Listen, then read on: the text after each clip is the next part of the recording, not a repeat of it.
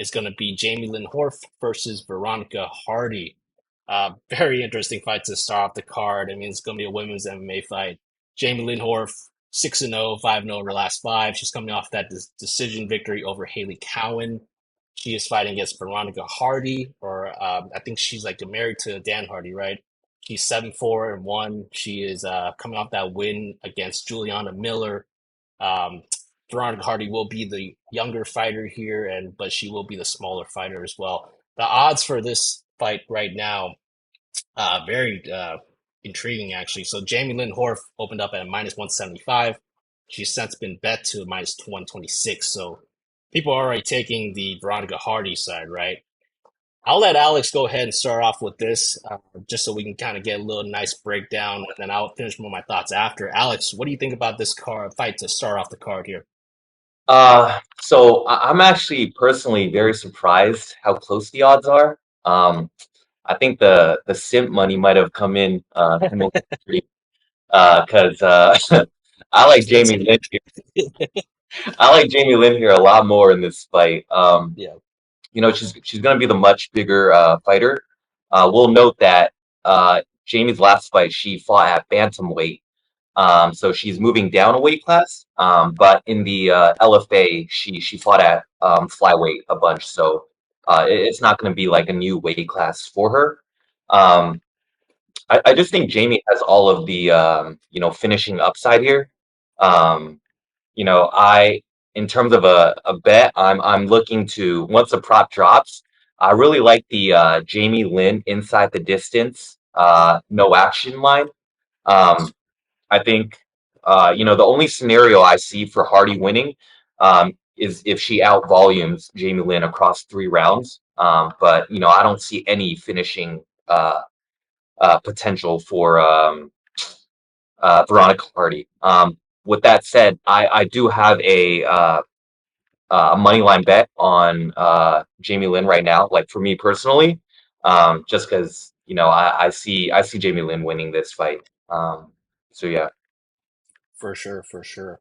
Yeah, I mean, this is the odds were kind of surprising to me too. I mean, Jamie Lynn obviously opened up at -175. We saw people kind of bet that down throughout the last few weeks. Now it's almost kind of near a pick 'em, right? I mean, matchup wise, Hardy, I think she's a quick, bouncy striker. She has decent technique. I don't think she has much power, but she will catch you with some clean, quick kind of shots.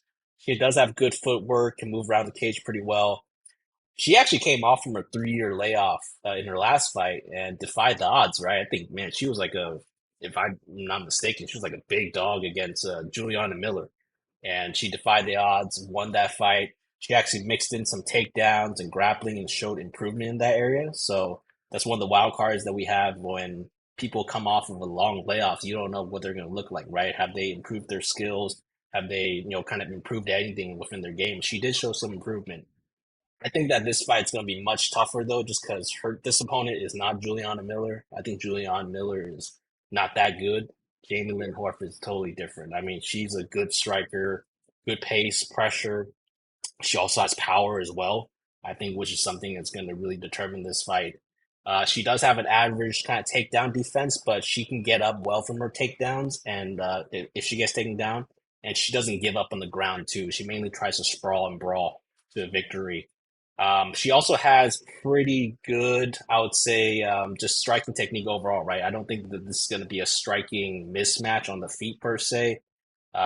Now, she did give up 4 minutes and 50 seconds of control time against Haley Cowan in her last fight.